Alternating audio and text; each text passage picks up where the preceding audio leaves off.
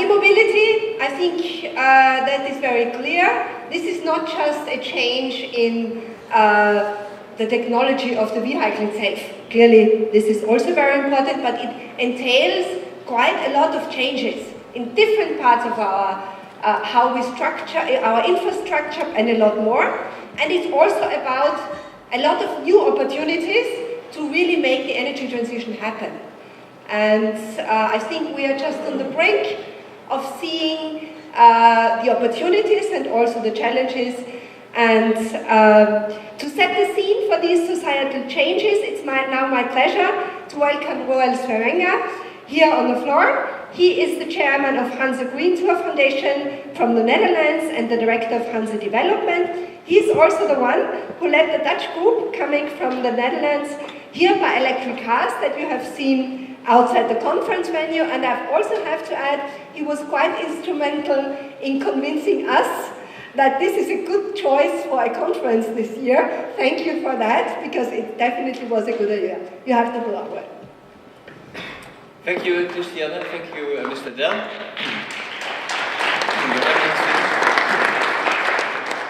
Thank you, ladies and gentlemen. Will technological progress and urban pollution lead to a new urban ecosystem where cars are no longer privately owned, but shared in communities, and with energy being produced locally at home or at buildings? That was the question that I asked, or where I started my presentation last year here at the World Sustainable Energy Days. We are now only 1 year further, and I think we can no longer deny the uprise of e-mobility. It's moving fast, and that's also why we are here having this conference. The developments in e-mobility, but also in smart buildings, and the fact that they're going to interconnect is going faster than expected. And I think that's a change for the better. We have to move away from using fossil fuels. We have to make a switch to renewable energy.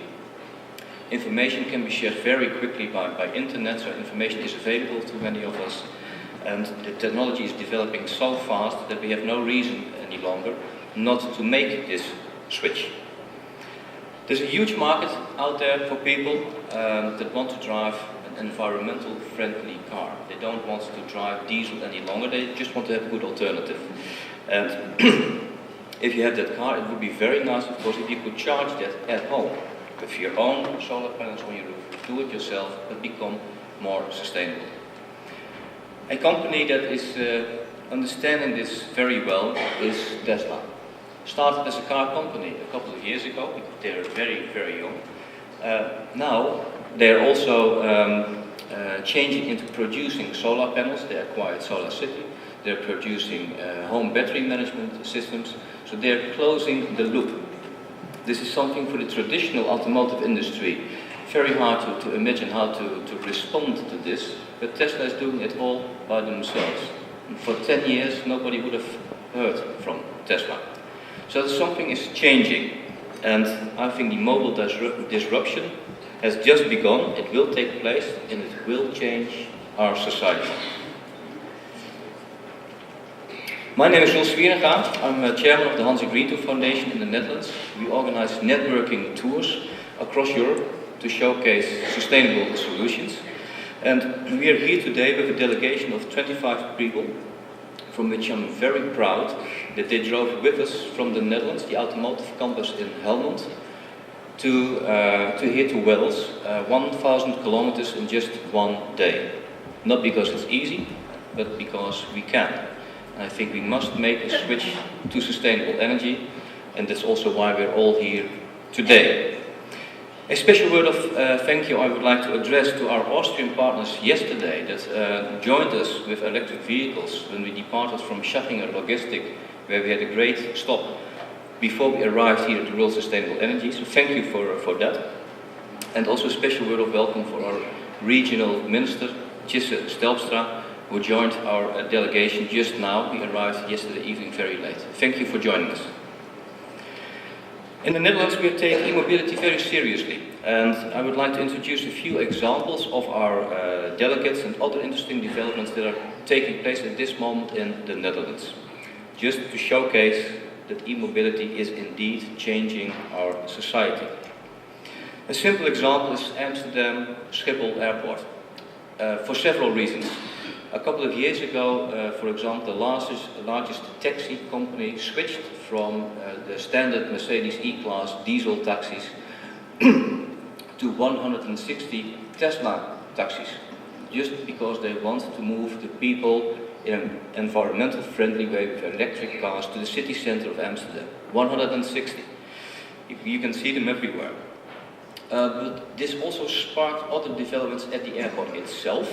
And a good example is this Hangar Plus, an energy-producing bus terminal designed by Claessens Erdmann Architects, who is joining us here today. So if you have any questions later on, please hook on, and then I can introduce you to Claessens Erdmann. It was started about making a bus terminal, and the bus terminal as such was used as a distribution hub at the airport.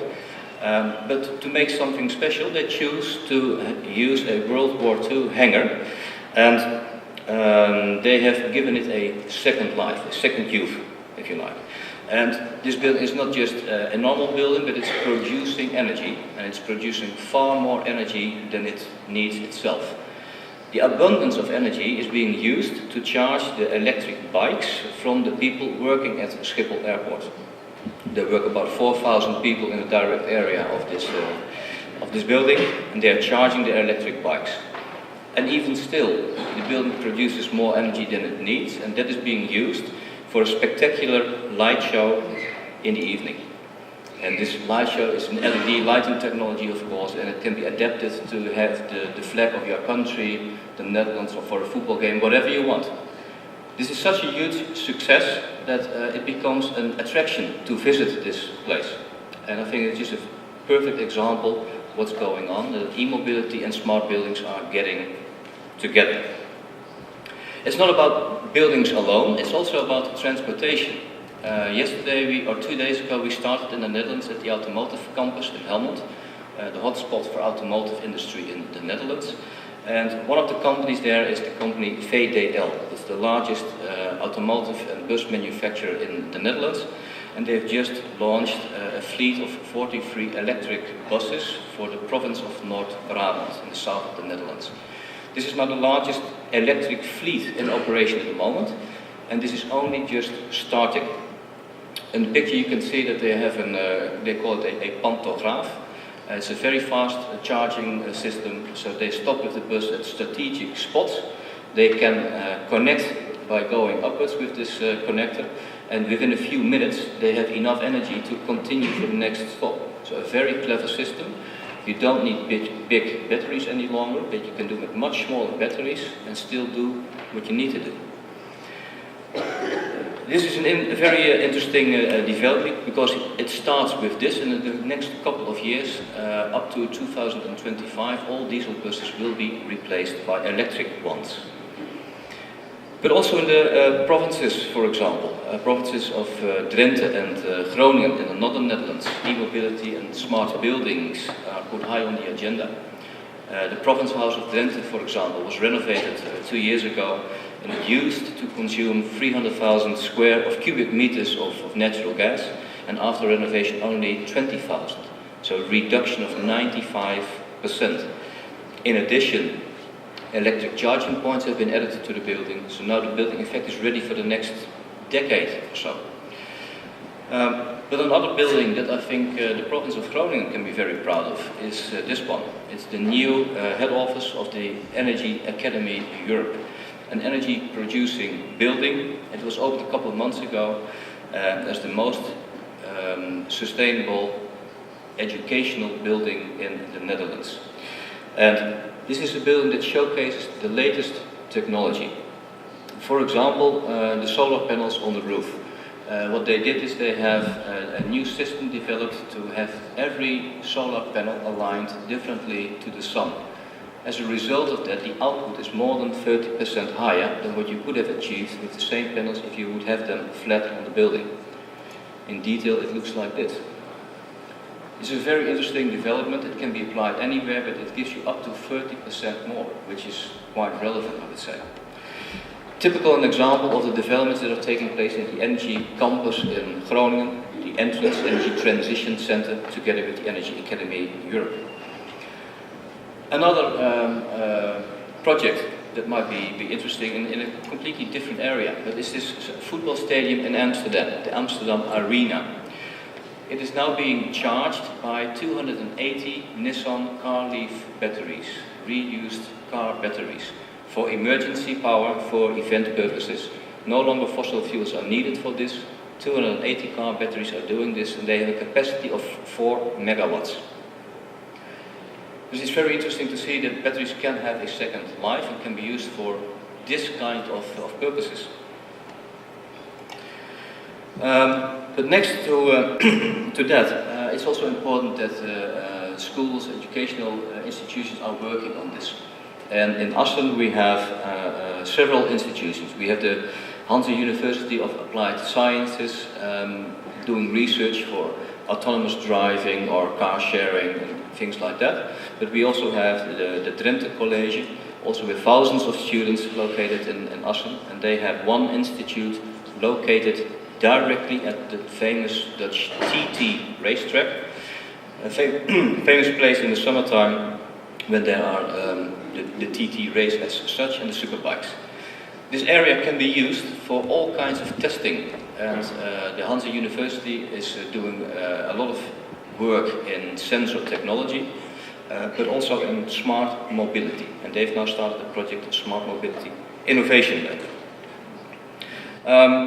Electric vehicles can be stored for electricity, and if you have it bi-directional way, it could work out both ways. So the vehicle can be charged by the public grid or other way around.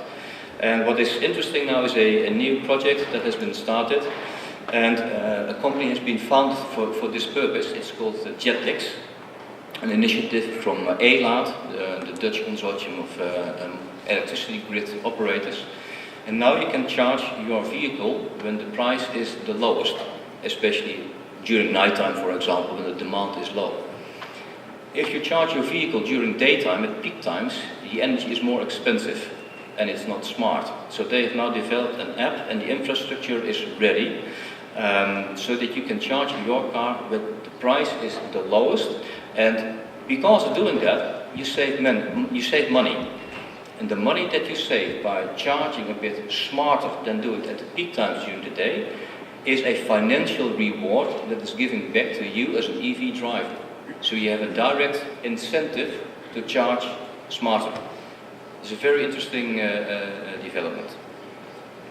But I think let's also look at a short video that I brought for you from a project where real people are doing things like this. This is a neighborhood in the city center of Utrecht. It's called Lombok, and there they've decided to make their own regional or small regional grid in the area. They share cars, they produce energy themselves. The Utrecht district Lombok is smitten with smart solar charging.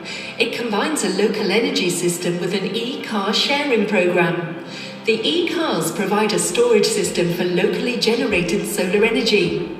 Via bi-directional charging, solar energy is charged in car batteries during the day and discharged and consumed during the evening. This project offers immense benefits, such as more renewable energy in the city without grid constraints, a zero-emission city mobility system, less cars in the city, new green jobs, and enabling the local authority to adjust legislation to actual needs and ambitions in the city. Smart solar charging is a unique cooperation between industry, SMEs, grid operators, knowledge institutions, and local authorities. For scale-up, partners are car manufacturers and 15 cities around Utrecht. Citizens are vital for the success of smart solar charging. They, for example, implemented the e-car sharing program themselves. Today, 20 smart charging points are operational, and the aim is 1,000 shared e-cars, 1,000 smart solar chargers, and 10,000 solar panels in 3 to 5 years. Also, this innovative model is easily replicable for other European cities, facilitating local authorities, citizens and partners to shape their contribution to a sharing city. So yes, ladies and gentlemen, e-mobility is changing our society. I think people are uniting, they are willing to produce and share local energy together. They're willing to share cars if it's convenient, and they do it in the neighborhood. I think it's a perfect example, and we will follow this initiative from close by. Another interesting initiative is the Timmerhuis project in Rotterdam, where they do something similar. This was a new real estate project where they have built apartments, office space, and a new museum as one big building. And the people that are living there are sharing vehicles. They don't have their own private cars any longer, but they share a much smaller fleet of electric cars. Everybody has the same pass, they're all white. And you can take whatever car is available and you can use it as long as you want because you own it with your other fellow people living in the apartments. And also, of course, this building produces far more energy than it needs. The excess amount of energy is being used to charge the electric vehicles. A very inspirational project, I would say.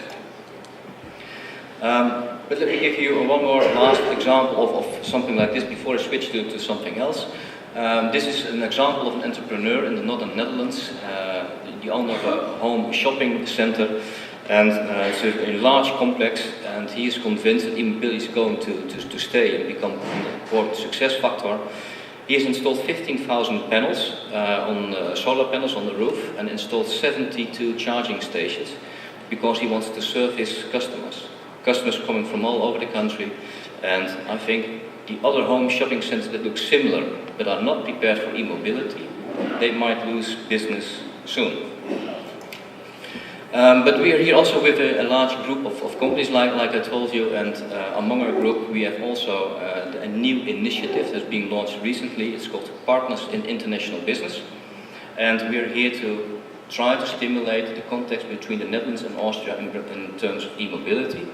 And we would like to cooperate in many fields. Our program manager for this program is here with us, Julia Williams. Where are you, Julia? Julia with the red. Please, if you have any questions later on, connect with us, because we are here to connect with all of you. This program is about sharing solutions, eco-friendly tourism, etc.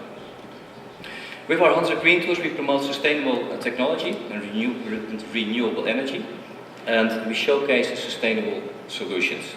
And if you have any questions for it, please meet us after the lunch or during the coffee break. We went here by visiting the Kaiserhof Hotel, Red Bull. Yesterday we visited Schiphol Logistic, and in the afternoon we go to Chrysler Electric. For me, it's a great honor to present here to you this delegation and some initiatives. I hope we have inspired you a little bit with what's going on in the Netherlands and what we do. I would like to thank Christiane and your team, and Mr. Gerhard Dell, also our regional minister, for joining us and giving us the opportunity to present our delegation here. And I would like to say the most proud I am is about our participants, our Hansa Green Tour delegates that took the effort to drive 1,000 kilometers with us here to Austria. Thank you very much for that.